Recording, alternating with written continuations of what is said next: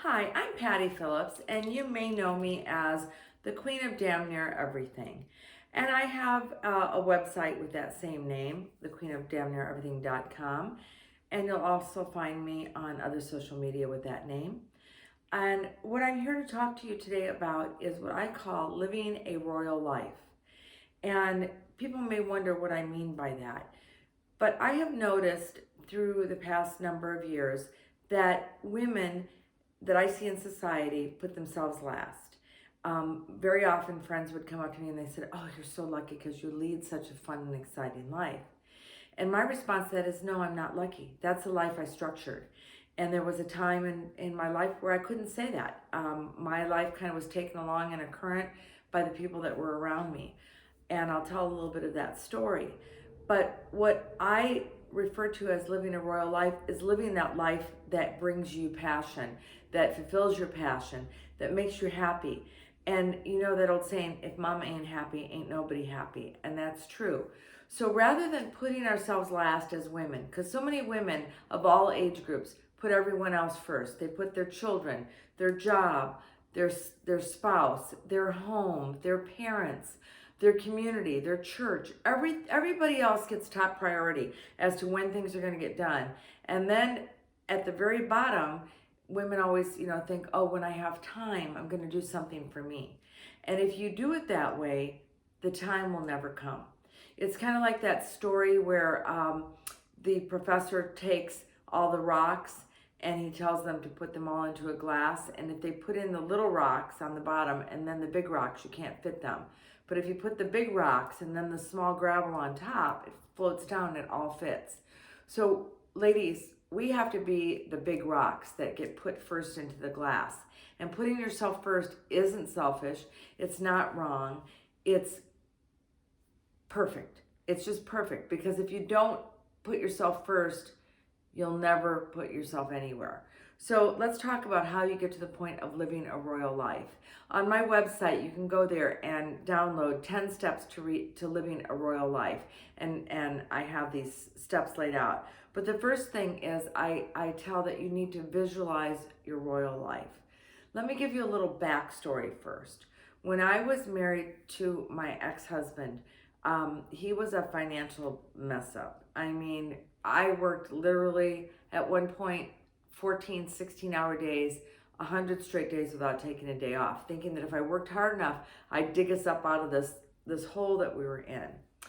And my credit was ruined. I was working 24/7, didn't have money to do anything fun, didn't have money to do things with my kids, and it was not the life I enjoyed. So when I finally realized, due to a number of circumstances, that this marriage could not, save itself, I got out of that marriage with a 420 credit score, 6 figures in debt in my name, thanks to him. And I sat down and I thought, what the heck happened? I never want to live like this again. Laying in bed, knowing our bank accounts were overdrawn, having cars repossessed, bill collectors calling constantly. It was horrible, the stress. So I thought, never again. What do I want in life and how am I going to get there? So I sat down and I made a list of what I wanted in my life and what I didn't want in my life. I visualized what my new life would be.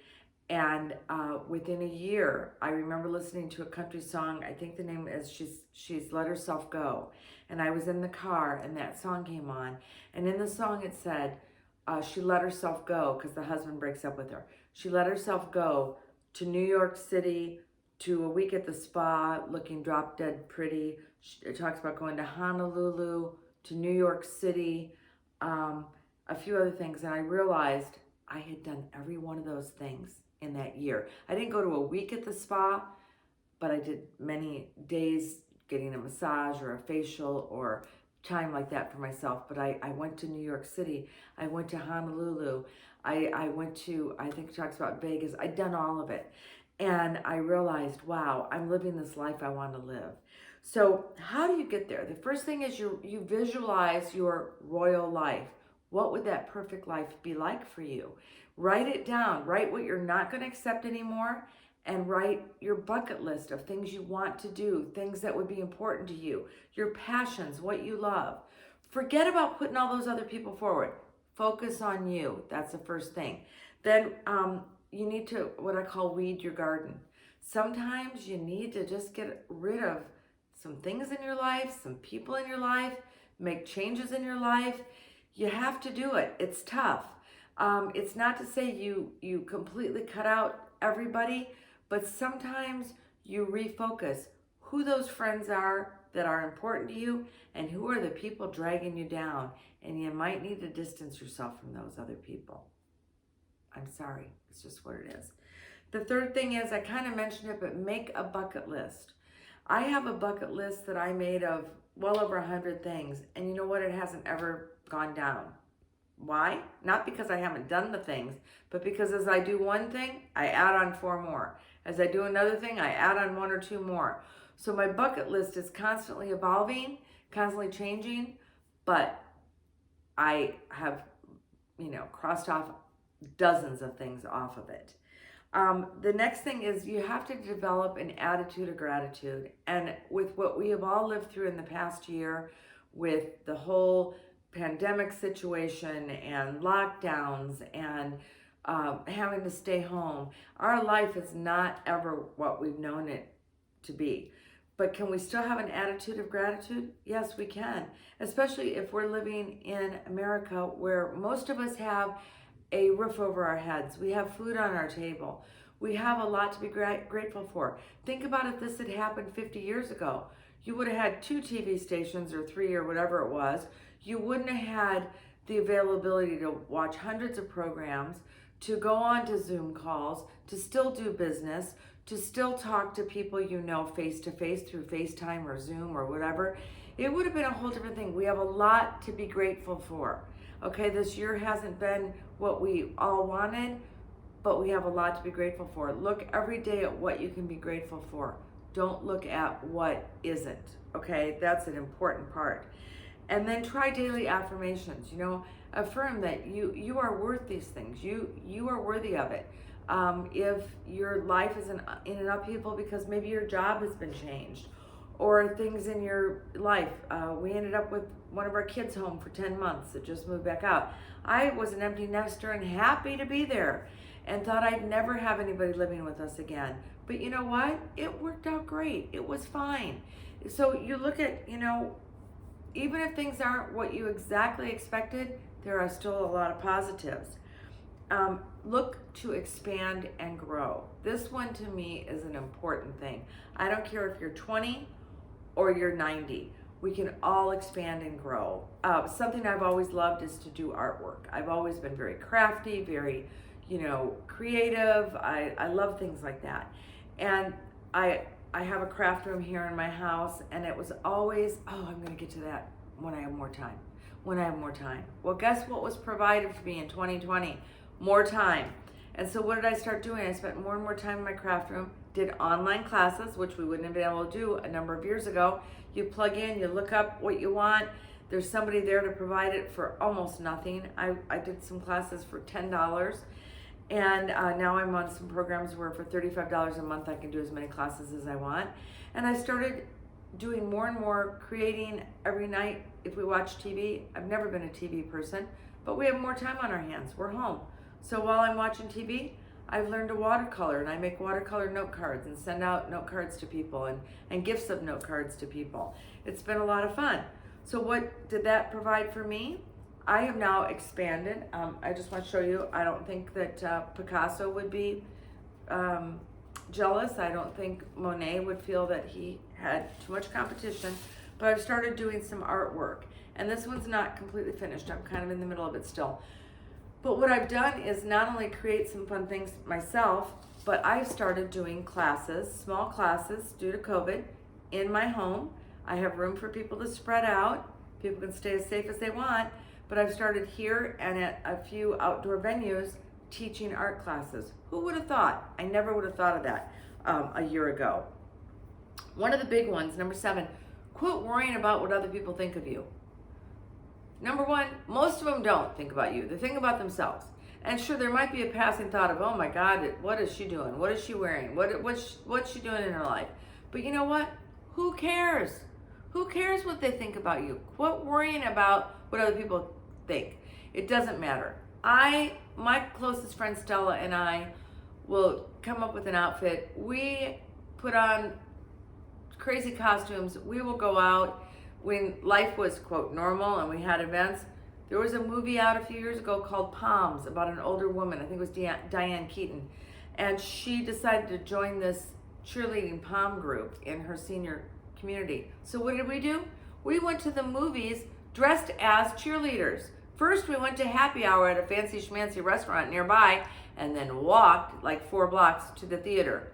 Who were the cheerleaders? We weren't a bunch of 15 to 20-year-olds with great legs. We were, I think the youngest one in our group was probably just under 60, maybe 55, and we had women all the way up to their mid-80s. We were dressed as flippin' cheerleaders walking down the street without great legs, without sexy bodies, and we had such fun. And at the movie theater, we had people take our picture. We had the movie theater take our picture and put us on their website. I think it was, can't remember, Regal Theaters or something. We were put on their website and written up in their newsletter for their whole company. So who cares what people thought? A bunch of crazy old ladies dressed as cheerleaders. Who the flip cares? Don't worry about it. Do what you want to do for fun. Put yourself first. And I got to go back to that. Don't think always, I got to cook dinner for my family. I've got to do this. I got to take care of my family. I got to take care of my husband. I got to take care of my job. You know what? Schedule fun into your life. You've got to do it. You have to make time for it. But self-care is another one. If you don't care for your body, it's the only one you're going to get. If you don't take time to exercise, to eat right, and to relax, stress is the worst thing for us. Every time a doctor tells you anything about any disease, what do they say? Avoid stress.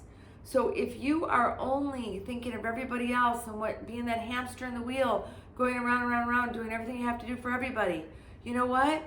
Your stress level is not good. Your health is not going to be good. So do some self-care. Make an appointment for a massage. You can find great bargains. Go on Groupon, go on Living Social. You can find great bargains on things like that, where rather than paying $120, you might pay $30. Go do it. You're worth it. Get your nails done. Take time. Go out with girlfriends. Have a meal. You know what? Your family can fend for themselves. Your family can make their own dinner. Trust me on this. I've been letting mine do it for years. They all lived. Okay? They can do this. So take care of yourself. Next thing, learn to say no. It's so hard for us sometimes. Somebody asks us a favor, and sometimes you just got to say, no, it doesn't work for me. And I have the hardest time doing that. I want to help everybody. I want to make everybody happy. I want to do everything. There's nobody who's more of a doer than me. But you know what I've realized? You have to sometimes say, no, this isn't in my best interest right now. I can't add one more thing on my plate. It's not taking me where my passions want. It's not fulfilling something in my bucket list. If I'm on one more committee, is it going to, help all these things I want to do? And I think if 2020 taught any of us something, it's that, a lot of this stuff has gone on just fine without us. And on the flip side, we've done just fine without it, right? I think when everyday living gets back, I don't think I'm going to be in every single networking group I was. I don't think I'm going to be on every committee I was in. I don't think I'm going to be involved in every organization I was involved in. You know what? I like more time. I like doing this stuff. Is this going to change the world? No. But if I start teaching art classes to other people who are creative and it brings them more joy, I'm doing something positive. Do I need to go to a networking group for that? No. So I have looked at what is important to me, and there's going to be a lot more no in my future. And number 10 on my list is play. You have to take time to play. I've talked about that. Ladies, schedule it in. Don't wait. Don't don't let all the, don't try to put in the gravel, which is everybody else's needs, and then put in the big rocks on top. It won't fit. So what we have to do is the big rocks, let's picture that a vase and put in some big rocks. Maybe one of those rocks is self-care. One of those rocks is playtime. One of those rocks is time to relax. One of those rocks is filling out things on your bucket list. And it's all got to be scheduled in, and then the gravel can come down and it'll fill all in, and you'll still have some time for your family. You'll still have time for these things, but you need to make sure that you are the important one. And so playtime, whether you decide whatever works for you, once a month, I'm going to have some girlfriends over to play cards. Once a week, I'm going to go out to dinner with some friends. Once a week, I'm going to go take a walk by myself, a hike at the beach, a hike in the woods. Whatever it is, schedule those things in. And you know what? Things will work around it. Trust me, they're not going to die if you're gone for an hour. The world will not stop if you've taken care of yourself for 2 or 3 hours. Trust me on this. If you realize and make yourself their priority, everyone around you will be better for it. You're happier, you're healthier. You can give more when you know that old saying, you can't pour out of an empty cup. So if you constantly have your cup empty, are you helping the people around you? No, you're not. So those are my 10 steps. If you ever want to get into it further, I'm happy to talk to you. I love to coach people. I love to help women to live their royal life, because you know what? I'm a queen. I deserve it. You are too. You deserve it. So try to find me, the queen of damn near everything. Look at my blog. I'd love to have you visit. I'd love to have you check out some of my upcoming classes. I'm going to be doing online classes, and that will be on my website too. But please, please, please realize that living a royal life starts with you. And you will do so much more for others once you take care of you. So with that, thanks for listening. Thanks for being here, and have a royal and wonderful life. You deserve it. Oh, I'm trying to get my thing to shut off, but it won't. Oh, I'm pushing the wrong little thing.